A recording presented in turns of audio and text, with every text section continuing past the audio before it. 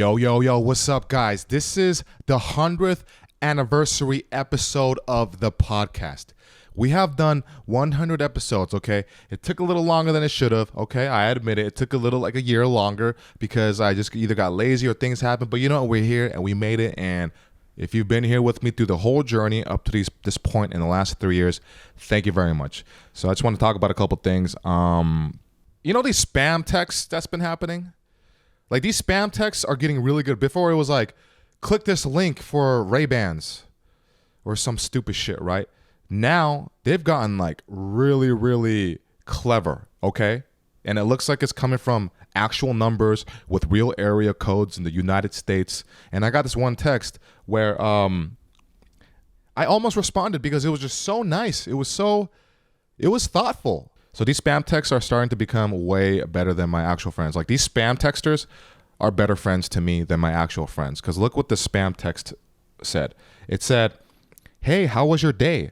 Stephanie and I bought some crabs. Are you free at noon? Come and have some?" Dude, first of all, they asked me how my day was.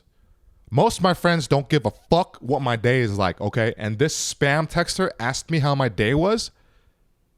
Do you know how good that made me feel? And do you know how much it made me resent my actual friends? You know who I'm talking to. And then Stephanie and I bought some crabs. Stephanie and I? I'm assuming the one that texted me is a girl. Two women? Eating with women is my favorite thing to do. They're so supportive. They'll feed you sometimes. They'll be like a surrogate girlfriend.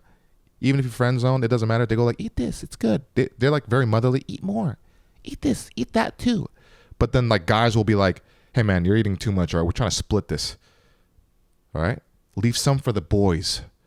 But the girls are like, "Hey, just eat it." Mike chews with his mouth open. It's disgusting. But he eats like a baby, like a child. Just give him more. It's funny. Look at him. Here, here's some more crabs. Crabs, eat this. Eat it. And then they asked me if I was free at noon. Lunchtime. Because they know that I'm busy at night doing stand-up and other important things. So they knew. And then they said, "Come and have some." They invited me to their house to eat crabs. Okay? This person that doesn't exist, or that I wish that would exist, invited me with another friend to eat crabs. Dude, do you know what a single guy's favorite thing to do is? When they're not dating anybody, they're too busy for that, but, you know, because they don't want to invest themselves, but they still want to be around women, is just hanging out with women. That's like the feminine energy just really just fills up my soul, right? Now, you still need the masculine energy. You still need to kick it with the boys and do some like man shit to keep your head right, you know, to keep the testosterone on check. But when you kick it with women and they have that nurturing energy, your childhood trauma starts to feel a little better, like a little slightly healed. And then you just feel like it's like a hug from the energy of aura of womanhood, you know, that like light layer of feminism just surrounding my body like a Dragon Ball Z Super Saiyan, you know, aura. It's so nice. It just fills my soul. And yeah, man, it's just like, I almost responded to that. I did. So that's my way of saying, somebody invite me to eat some fucking goddamn crabs, would you? Please? Fucking invite me to eat some goddamn crabs. Oh, shit. You know the worst thing about my sneezes is that my sneeze sounds like a cough and my cough sounds like a sneeze. So whenever I was in class at school and I knew that a sneeze was coming, I would just get excited because I'm like, oh, somebody's going to say bless you, because I wanted that. Because I didn't really talk to a lot of people at the time, so I was like shy, but I wanted that, like, hey, I care about you, bless you, right? But every time I sneezed, dead silent. Nobody would say anything in class. And I'd get sad. And then later, I would cough really hard. And like 3 voices in unison would say, bless you. You know how confusing that is? You're gaslighting me on what a sneeze is. That's not a sneeze. That's a cough. Why would you do that to me? You know what that is? That's worse than a participation trophy. Because at least with the participation trophy, I was participating in the actual thing, in the actual event. Not in this case. All right? That's like playing soccer and then giving me a participation trophy for basketball. What the fuck? I don't get it, man. I don't get it. And the worst part about that too is when I sneeze in like groups of 2s and 3s. I kind of got a semi-automatic machine gun sneeze. And it just keeps happening. And with every sneeze, I'm being ignored. I'm feeling my soul and my joy just like leak from my being and my body. And I'm getting more sad. I'm feeling like nobody cares about me. But then I cough and everybody's like, yeah, hey. Now we care about you.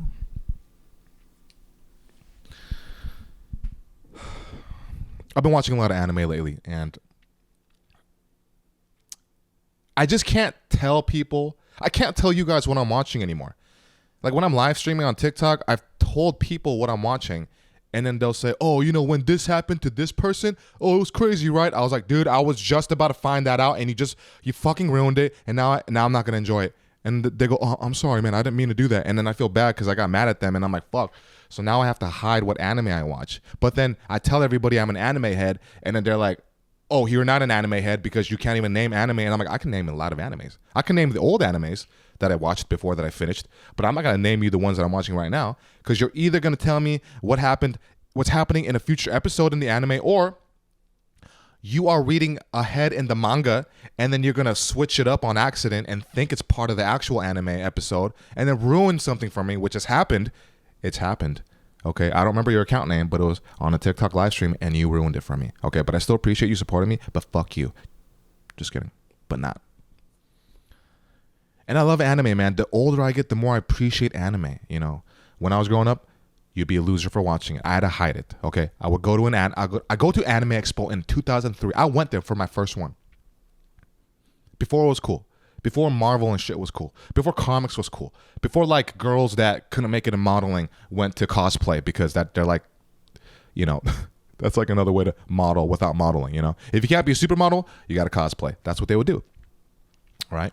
And also I'm not trying to throw shade because I'm trying to date a cosplayer because I have a lot of fantasies that need to be fulfilled, and I'm single, and there's a lot that I want to explore. And I want to explore a lot of different people. And the best thing about cosplayers is that you could be with one person, but it's like you're with 1,000 because they're going to dress up, they're going to wear wigs, they're going to dye their hair or spray paint, whatever the fuck they use. Probably not spray paint because I think that's toxic and not good for the split ends. You don't want to do that. And just, you know, just freaking like hit it from the back, and I'm like, wow, this is like a completely different person. Now, just change your voice a little bit. Sound like, I don't know, if you're gonna cosplay as like adult Raven from the DC comics, then do it. I keep seeing all these people getting their Instagrams hacked, where it's like, oh, I got $10,000 for this fucking thing and blah blah blah, and all I think about is how stupid these people are for falling for it. Like, how do you fall for that? It's always like, give me your number and then I'll do this, blah, blah. Why would you just give your number away or give information away for some potential easy money? That's like, if it sounds too good to be true, it's too damn good to be true with anything in life. Unless it's like, oh, I worked really hard for this for like years and then all of a sudden something's coming my way when I haven't had anything in a long time. Is this real? Is this what it is? Then that might be a real thing, and it might be what it is, but most of it is all bullshit. Okay, there's a lot of smoke and mirrors in this game of life. There's a lot.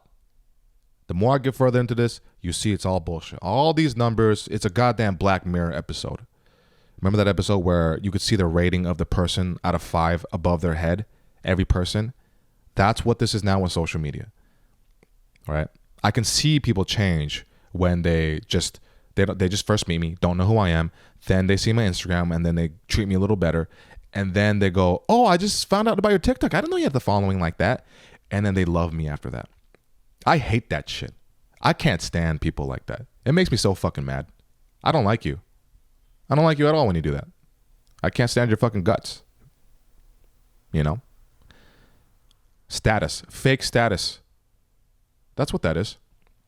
It's like me wearing fucking regular like Converse and plain jeans and a shirt, and all of a sudden I wear like a Louis Vuitton or Gucci fucking suit, and you treat me separate, fucking different, but I'm still living in the same place. I still got the same family. I still got the same values and morals, but you just want something from me. That's why you're treating me better. People that don't really want things from you won't treat you differently if they know you have certain things, if they know you got money. If they like you, they like you. If they don't like you, they don't like you. Okay? Like, I don't give a fuck. I don't care if, dude, I know people that have a lot of money that I'm not even fucking friends with because they're fucking piece of shit. I hate being around them. And I tried to fucking be that fucking fake fuck like that's like sucking dick and shit. And it made me want to kill myself, so I couldn't do it. And I can't do it anymore. I can't. You still have to maneuver the game, the playing field, and play it a bit. But you don't have to sell your fucking soul. You can still have values. Right? Because if you keep moving forward in life and you don't have these values about you and you don't maintain your fucking sense of self, you will lose your shit and you will fucking die. Your soul will wither away. And you know, I talk about this a couple times in I think different episodes, but it's so important to me to let people know about this because this shit is all smoke and mirrors, man. No matter how much status, followers, money they have, they're still human and they still go through human fucking bullshit. They do, including self-doubt. And if anything, they go through even more inferiority. I know people that doubt themselves even more as they grow on social media, as they get more fame, as they get more quote-unquote success. Because I think that the idea of success has to be rewired, redefined. It really does. Like, what you have to think about, what does success mean for you? And above that and all, what does happiness mean for you? Because I think we see so much of what like we're supposed to have based off social media that we don't even know what we really want. Maybe you were fine being an accountant and making like $60K a year and having a family and only working 40 hours a week. Maybe that's what you thought was great, but then somebody put it in your head that that's not enough. You have to do more. Like, how could you be happy with that? Fucking level up. You're good with that? You think your fucking family's gonna be proud of you? Dude, that's fine. If I could be an accountant and be super happy doing that and just have like a regular family and stuff, I would do that. And like a dog, not a chihuahua because they're fucking annoying, then I would do that. But I can't. This whole thing that I'm doing is almost like a curse, man. It's like a fucking sickness. And I was talking to my friends about this, my comedian friends. We devote our fucking lives to this thing of making people laugh, of chasing this validation where we keep telling ourselves we don't care, but we care. We do care. I care and I don't care at the same time. It's this weird fucking balance. Kind of like how you have to do with girls sometimes. Like, hey, I like you, but I can't tell you that I like you too much because then you're going to be like, what the fuck? Fuck this guy. I don't want him. It's a weird thing. Why do we have to do that? Why can't we just be vulnerable? Why can't we just fucking be whatever the fuck we are? Why? And I'm just sick of it. I'm just sick of this fucking fake shit. Everybody's so fucking fake. And I feel this way too because like I'm surrounded by a lot of this entertainment stuff, and then you see everybody act one way, and then behind the scenes they tell you how they really feel or like what's going on, and then it's just smoke and mirrors, a facade. It's fake. Everybody's putting on a mask. It's like, what the fuck? So you to stay grounded, you need friends that are not doing this shit, that have a good head on their shoulders, that don't need that stupid ass clout and other stuff just to stay normal and to remind you. And you also need level-headed friends that are in this industry that are cool and level-headed and know themselves and don't get lost in the sauce. That way they don't fucking throw barbecue sauce on you and you fucking think you're a pack of fucking ribs or some shit. I was trying to think of a rack of ribs, but I'm struggling because it's kind of hot in here in my room and shit. This living room. But I don't know, man. This whole thing of whatever we're living in right now, this world, this matrix where everybody's getting blue pilled of they'd rather be lost in the sauce. It's kind of terrifying. And it's freaky. You know, I just want to be around more people that don't prescribe to this thing, man. Like, I wish I could just throw my social media away and just go away for like a year and travel and just be a fucking, like, a human that is only present with the world and that feels everything around them with the five senses. I want that. I desperately want that, just as much as I desperately want to see how far I can get in this fucking thing that I love too. I want both, you know? I do. I want fucking both. Why can't I have both? Because I'm in this body, one body. If I could split myself into two bodies, man, I'd be doing so many things, man. I'd be gangbanging girls like, hey, you want to have a three-way with me and me? They'd be like, yeah, you both can. And then she's like, oh my God, you're so good. And I'm like, which one of me? Me or me? Because if it's not me and you're talking about me, I'm going to be so mad. That's so dumb. That's so stupid. Jealousy is a big thing too in this game. Actually, I want to talk about my mom.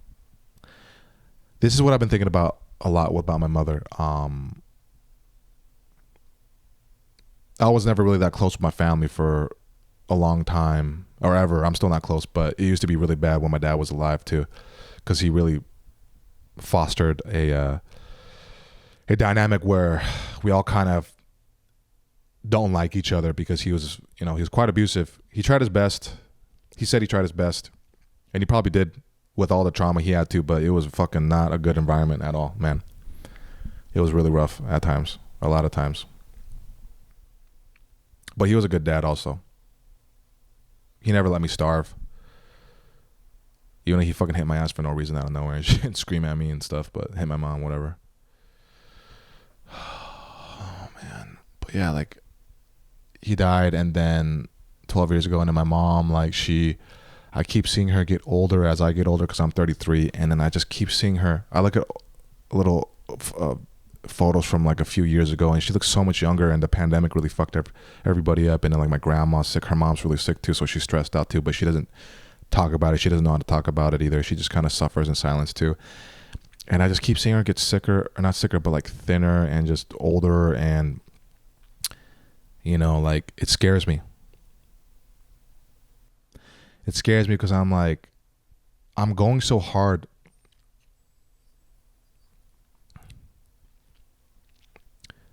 for my dreams, and like, I don't spend time with family,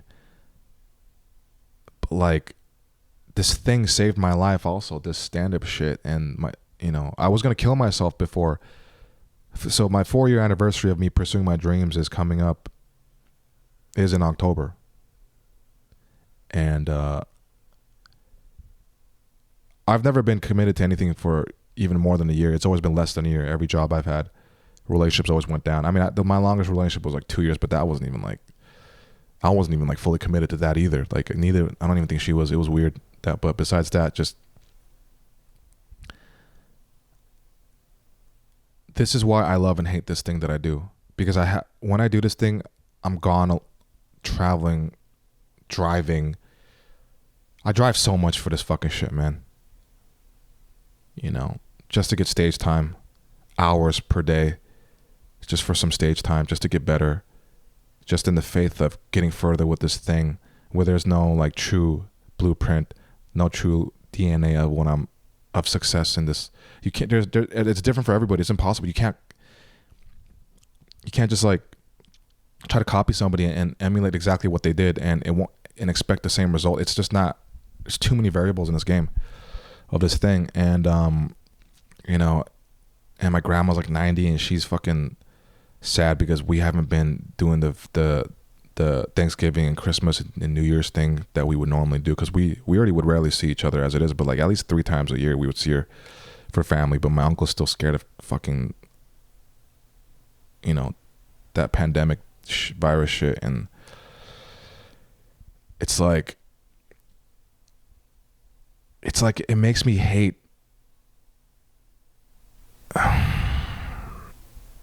this is my first time really like talking out loud about this stream of consciousness, but I've been feeling like overwhelmed with what I'm doing. Of like, what am I doing this for? Like, it makes me just want to like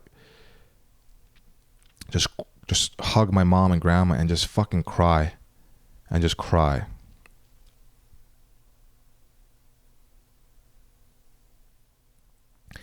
And sometimes I think, what is it going to take for me to slow down and just like realize, because I'm very delusional with what I'm doing. I really believe that I can go far in this thing as long as I don't stop.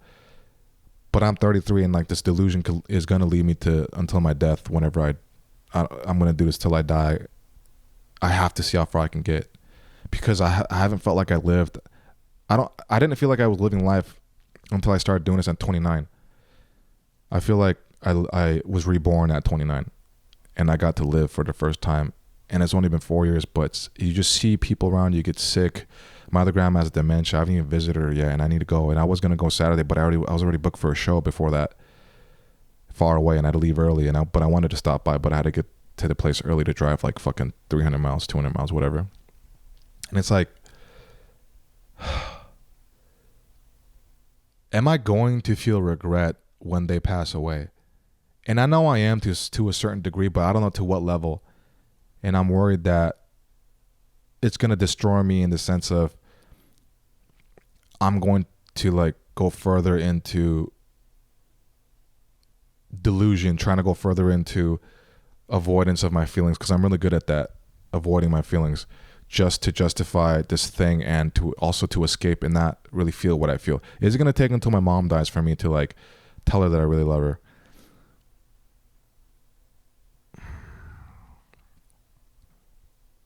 It's hard, man. Like, the way I live life is just, because my dad would hit me whenever I'd cry, and he would hit me more when I'd cry. So I'm just like, I was trained to just, I'm fucked up on the inside, man. I seem really cool, calm, collected, and I am. But also, it's because I don't know what the fuck is going on a lot on the inside. And like, the reason why I got into my last relationship is because she like forced it on me of like, do you like me or not? And I fucking girls is easy. I don't give a fuck about that. But when I really have emotional attachment to somebody, it's really hard for me to admit it, because I feel like it's going to go away, and I feel like I don't deserve it. And I feel like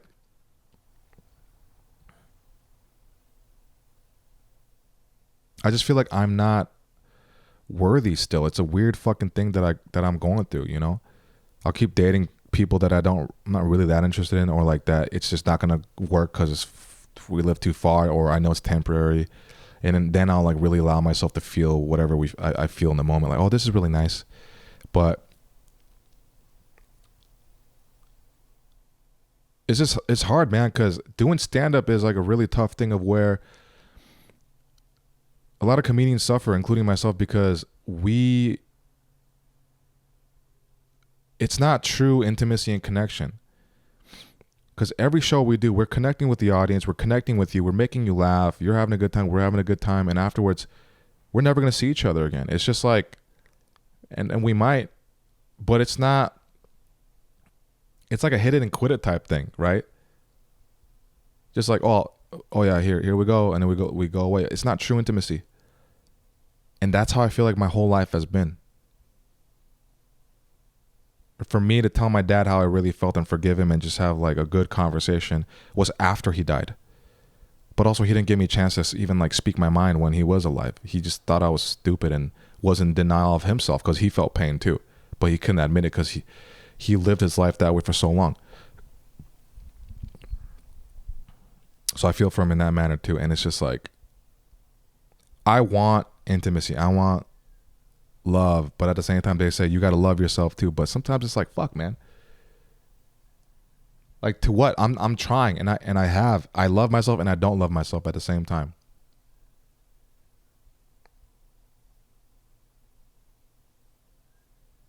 And sometimes I just like kind of want somebody to enter my life and almost like save me, like some girl who's just like, hey, I know you're not fucking balling right now. I know you're pursuing your dreams and you're still building and you got these issues, but like, I'm here, and I have a lot of qualities that you think is way out of your reach, but well, I mean, she wouldn't say that, but you get what I'm saying. But like, I'm here, and I want to be with you, and let's ride this out. Let's see what fucking happens.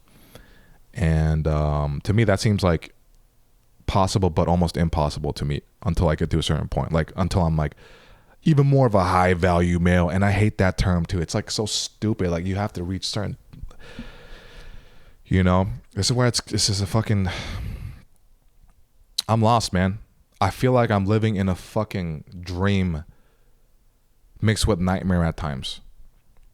I feel like I'm just floating around, just almost waiting to, like, what does it take for me to feel? I want to feel more things, but I just don't feel. Like, I almost want to get jumped so I can feel something besides whatever this shit is every day, just thinking how to be funny and like how to do this funny comedy. I want to feel the full spectrum of emotion. I do. And that's why it's like a sick thought, but a small part of me is like, maybe I'll feel more when somebody I love passes away, a friend or somebody, and I don't want them to pass away. But that's like how desperate I am to just like, and it could also be because I'm used to trauma. I'm used to the house that I lived in was so bad. There's always danger, PTSD from that. Never know when my dad's going to freak out and scream and throw people around. I never knew, you know. When is the next bomb going to explode? I don't fucking know. But always ready, braced for it, scared, screaming. And maybe that's my thing. That's my problem. The toxicity. My body is used to toxic sludge coursing through my fucking veins. Maybe that's what it wants. Maybe that's when I feel alive. Maybe I need that fucking that firecracker spark. And maybe that's why I need to date a Latina, toxica, right? Because you know what it is. But I'm surrounded by so many people, yet I feel so alone at the same time. I feel loved, but I feel unloved. It feels fake at times too. I don't know. I feel like really detached. The more I talk right now, this is the most grounded I felt in a fucking long time, just really being honest like this. I haven't given myself a chance to even fucking talk to myself like this or talk to anybody, like really go deeper and deeper. Because I can talk to friends, but it's like when you talk to people, there's only so much you can say where you kind of craft what you're saying to fit the moment, and maybe you're worried that you're bothering them so you don't get like super raw. But this is just me, and it's just like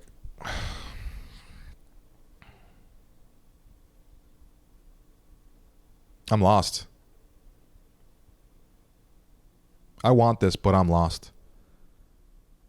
And you know, the worst part about this too is like, if you say this to certain people, they're like, oh, you don't want the dreams bad enough. I'm like, dog, there's other shit too, man. And I didn't care about it before, but you know, what's the point if I can't enjoy this with anybody, like my family or my friends? And fortunately, I have a few really good friends, and there's a lot of other good friends I've made along the way too. And you know, shout out to you. But it's just like, you know how it is. This is still a lonely road at the end of the day. Whether you're pursuing dream entertainment shit or not, it's still like ultimately it's still kind of lonely. But maybe it's because I don't know how to really put myself out there like emotionally and open my heart. It's so hard to do, man. It's hard. I'm scared of that shit. And I've been trying. And I tried with somebody recently, and then she's like, oh, I'm going to go fucking back to my ex-boyfriend. But I get it because like he like took her virginity and shit. So I was like, all right, whatever. And she was religious too. I mean, I mean, normally I don't go for like really religious girls because I'm like, what the heck? But I was like, let's change it up, and I don't know.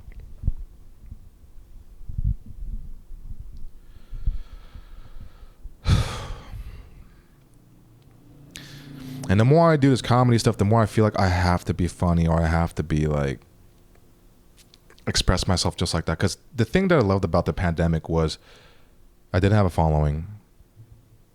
I didn't really have anything. And I just shared all aspects of me. And then when you start getting a following, you feel like, I have to keep doing this one thing. because I'm worried that they're not going to fuck with me anymore. But at this rate, it's like fucking me up. You know what that is? I think that's what it is. And I know what that is, actually. Now that we finally talked about it, that's what it is. I want to share more of my past. I want to help people in other ways besides just like shallow laughter. I want to be more real because that is who I am. But I've been putting myself in this box thinking I have to. But like, do I want to die that way? Do I want to not allow myself to be a full spectrum human being? I mean, especially in Korean culture, because like we eat a bunch of different side dishes. Do I want to just betray my culture and not eat the side dishes of emotion and just eat the main course of comedy? That's not what it is.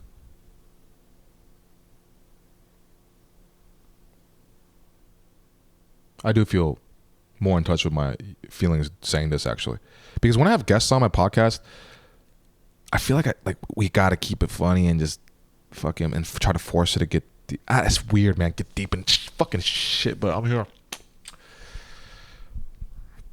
I don't know. Oh, by the way, this is like a super random thing, but I did make new merch. So worst transition, but if you go to mikekimcomedy.com and click where the link where it says merch, you'll see new merch. I got a couple new shirts. If you wear it, if you buy it, send a photo of you wearing it. I'll fucking shout you out on my Instagram and yeah, stuff like that. But like, I don't know. Whoever's been sticking with me up to this point, thank you. Cause I can be very neurotic, man. I'm fucking all over the place. There's days where I'm so confident, other days where I feel so not confident, days where I feel really like stable and certain of myself, and other days where I doubt everything inch of my being.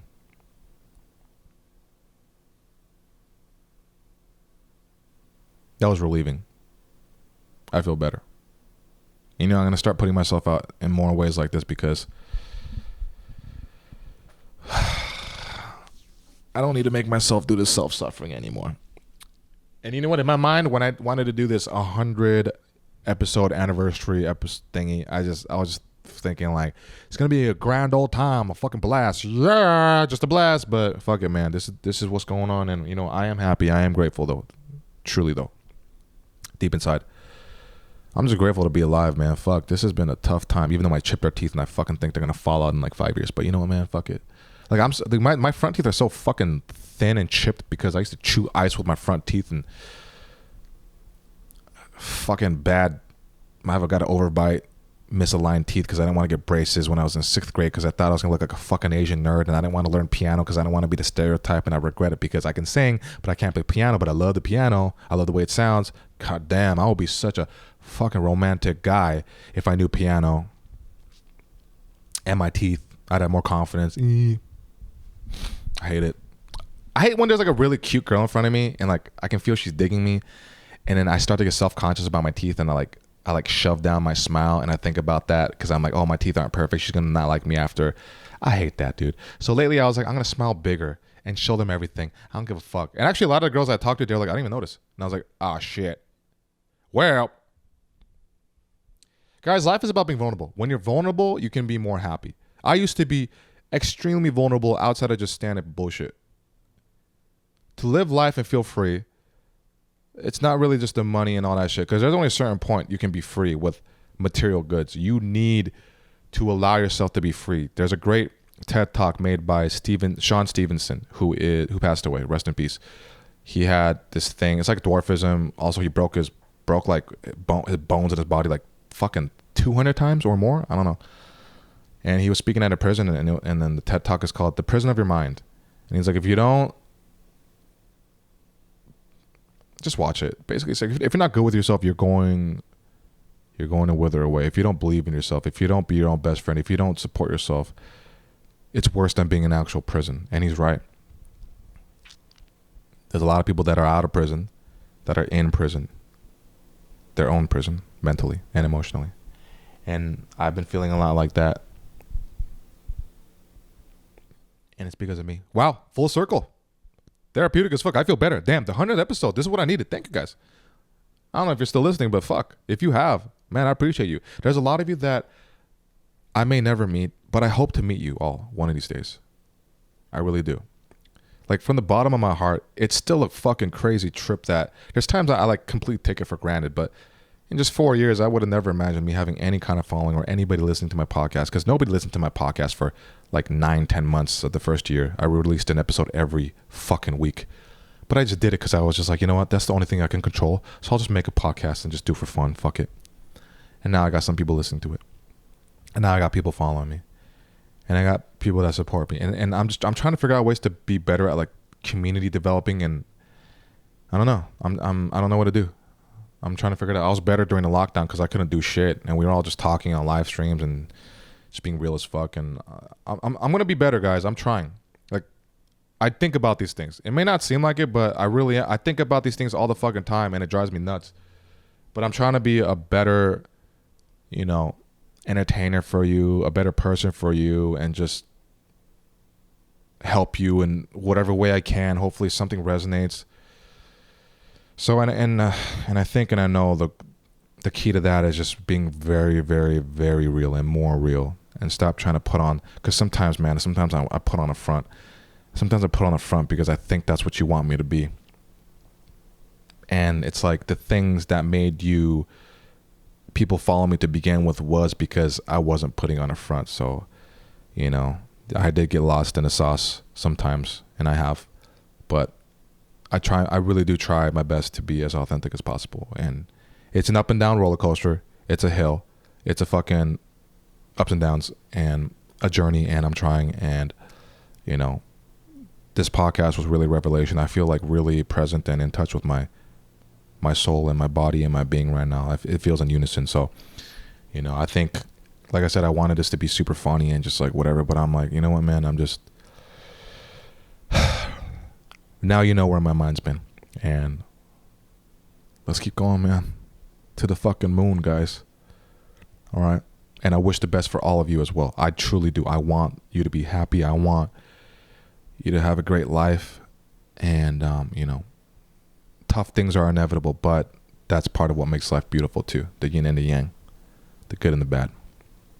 It makes the good much more enjoyable when we overcome these things. So just, yeah. But yeah, guys, I think I'm going to end it here. And I just wanted to say I appreciate you again and thank you. And episode 100, we did it, guys. We made it. So let's continue this journey. Thanks for being on the team. I appreciate you. Bye. Love you all.